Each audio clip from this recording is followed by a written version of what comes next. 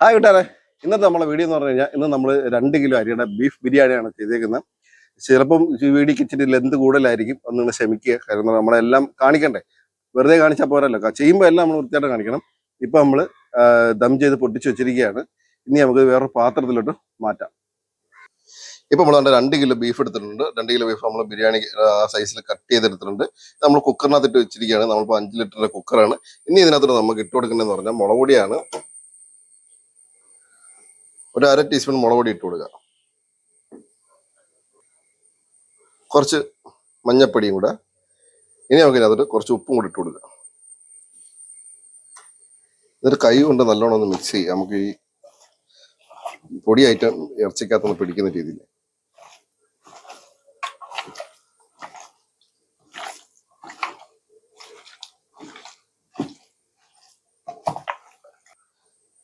ഇപ്പൊ മസാലയൊക്കെ നമ്മൾ തേച്ച് റെഡിയാക്കിയിട്ടുണ്ട്. ഇനി നമുക്ക് ഇതിനകത്തോട്ട് കുറച്ച് വെള്ളം ഒഴിച്ചു കൊടുക്കുക.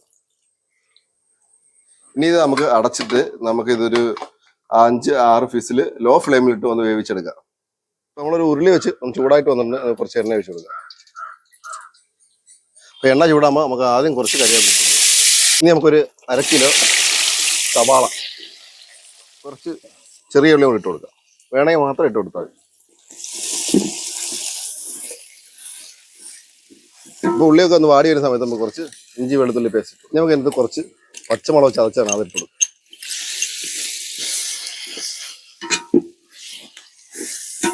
ഇഞ്ചിയും പച്ചമുളകിന്റെ പച്ചമുളക് മാറുമ്പോൾ നമുക്ക് ഇതിനകത്തൊരു 300 ഗ്രാം തക്കാളി ഇട്ട് കൊടുക്കുക. ഇനി നമുക്ക് ഇതിനകത്ത് കുറച്ച് മല്ലിയിലയും പുതിനയിലയും ഇട്ട് കൊടുക്കാം. ഇനി നമുക്ക് പൊടി ഇട്ട് കൊടുക്കാം. ഒരു 2-3 സ്പൂണ് മല്ലിപ്പൊടി ഇട്ട് കൊടുക്കുക. ഒരു 2 സ്പൂണ് കുരുമുളക് പൊടി കൂടെ. 1.5 സ്പൂണ് ഗരം മസാല, നമ്മൾ വീട്ടിൽ പൊടിച്ച ഗരം മസാലയാണ്. 1 സ്പൂണ് നമ്മളെ പെരിഞ്ജീരകം പൊടിച്ചത്. 1/2 ടീസ്പൂണ് മഞ്ഞൾപ്പൊടി. ഉപ്പ് നമ്മൾ നേരത്തെ ബീഫിനകത്ത് ഉപ്പിട്ടിട്ടുണ്ട്, അതനുസരിച്ചിട്ടാണ് മിക്സ് ചെയ്ത്.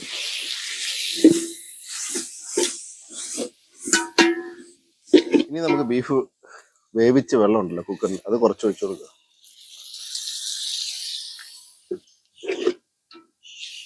ഇപ്പൊ നമുക്ക് പണി കിട്ടി കേട്ടോ. നമുക്ക് മഴ പെയ്തിട്ട് നമ്മൾ അകത്തോട്ടായിട്ടുണ്ട്. ഇനി നമുക്ക് ഇതിനകത്തോട്ട് കുറച്ച് നാരങ്ങ നീര് ഒഴിച്ചു കൊടുക്കാം. നമ്മൾ തൈര് ഒഴിക്കുന്നില്ല, അതിന് പകരമായിട്ട് നാരങ്ങ നീര് ഒഴിച്ചു കൊടുക്കും. ഇനി നമുക്ക് ഇതിനകത്ത് നിന്ന് കുറച്ച് നീര് ഊറ്റിയെടുക്കണം. നമുക്ക് ചോറിനകത്ത് ഒഴിക്കാനാണ്. ഇനി നമുക്ക് വേവിച്ച് വെച്ചിരിക്കുന്ന ബീഫിനകത്തോട്ട് ഇട്ട് കൊടുക്കാം.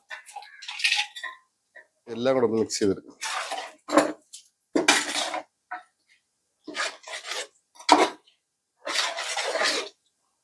ഇനി നമുക്ക് മസാലക്കകത്ത് ലാസ്റ്റ് ആയിട്ട് ചേർക്കുന്ന പറഞ്ഞു കഴിഞ്ഞാൽ, ഇത് വേണമെങ്കിൽ മാത്രം ചേർത്താൽ മതി. ഞാൻ കുറച്ച് മീറ്റ് മസാല, ഇറച്ചി മസാല ചേർക്കുന്നുണ്ട്, കുറച്ച് മാത്രം. ഇതൊന്ന് മിക്സ് ചെയ്തിട്ട് നമുക്കിത് ഇറക്കി വെക്കാവുന്നതാണ്.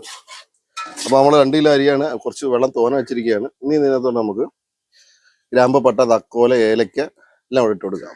ക്യാരറ്റ് എടുത്തിട്ടുണ്ട്, കുറച്ച് തോന എടുത്തിട്ടുണ്ട്, അതും കൂടി ഇട്ടു. ഇനി നമുക്ക് ഉപ്പിട്ട് കൊടുക്കാം, പാകത്തിനനുസരിച്ചുള്ള ഉപ്പ്. എണ്ണ കൂടെ, വെളിച്ചെണ്ണ കൂടെ ഒഴിച്ചു കൊടുക്കുക. ഇളക്കിയിട്ട് ഉപ്പുണ്ടോ എന്നൊക്കെ നോക്കാം. ഇനി നമുക്കൊരു 4-5 പച്ചമുളക് കൂടെ ഇട്ട് കൊടുക്കുക. അപ്പൊ വെള്ളം തിളച്ച് വന്നിട്ടുണ്ട്. ഇനി നമുക്ക് അരി ഇട്ട് കൊടുക്കാം. നമ്മൾ ചൈതന്യ അരിയാണ് എടുത്തേക്കുന്നത്. നമുക്കൊന്ന് ഇളക്കി കൊടുക്കാം. ഇപ്പൊ നമ്മൾ അരി വെന്ത് വന്നിട്ടുണ്ട്. ഇനി നമുക്കിത് ഊറ്റാവുന്നതാണ്. നമുക്കൊരു 90% വേവിട്ട് എടുത്താൽ മതി. ഇനി നമുക്ക് ദം ചെയ്യാനുള്ള പരിപാടിയാണ്. നമുക്ക് മസാല ഇട്ട് കൊടുക്കാം. നമുക്കൊന്ന് നിരത്താം. ഇനി നമുക്ക് ചോറിട്ട് കൊടുക്കാം.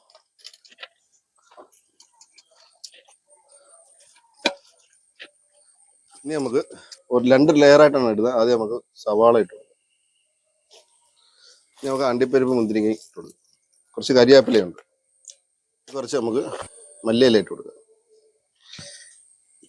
ഇനി നമുക്ക് ഇതിനകത്തിട്ട് കുറച്ച് ഗ്രേവി, നമ്മൾ നേരത്തെ കോരി വെച്ച ഗ്രേവിയാണ്, അത് കുറച്ച് ഒഴിച്ചു കൊടുക്കുക. കുറച്ച് നെയ്യ് ഒഴിച്ചു കൊടുക്കുക. ഇനി നമുക്ക് വീണ്ടും ഇതേപോലെ തന്നെ ലെയറാക്കി എടുക്കാം.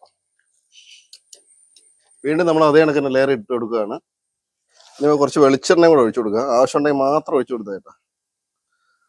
നമുക്ക് അടപ്പ് വെച്ചിട്ട് വെളി വെയിറ്റ് വെച്ച് കുറച്ച് കനൽ കോരി ഇട്ട് കഴിഞ്ഞ് നമുക്കൊരു 3/4 മണിക്കൂർ കഴിഞ്ഞിട്ട് നമുക്ക് തുറക്കാം. ഇനി നമുക്ക് പൊട്ടിക്കാം. അടിപൊളി. അപ്പൊ നമുക്ക് മിക്സ് ചെയ്ത് ഒരു പാത്രത്തിലോട്ട് റൈസ് മാത്രമായിട്ട് അങ്ങ് മാറ്റാം. നല്ല അടിപൊളി എടുത്താ ചോറ് കണ്ട നല്ല പയർ പോലെ ഇരിക്കും.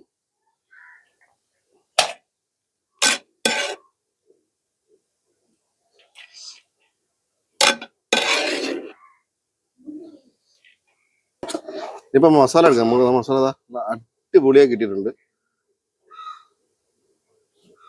അപ്പൊ കൂടാതെ നിങ്ങൾക്ക് വീഡിയോ ഇഷ്ടപ്പെടുകയാണെങ്കിൽ ഒന്ന് ലൈക്ക് അടിച്ച് സപ്പോർട്ട് ചെയ്യാൻ മറക്കല്ലേ. നിങ്ങളുടെ സപ്പോർട്ട് വിലപ്പെട്ടതാണ്. അപ്പോൾ നല്ലൊരു വീഡിയോ ആയിട്ട് വീണ്ടും കാണാം.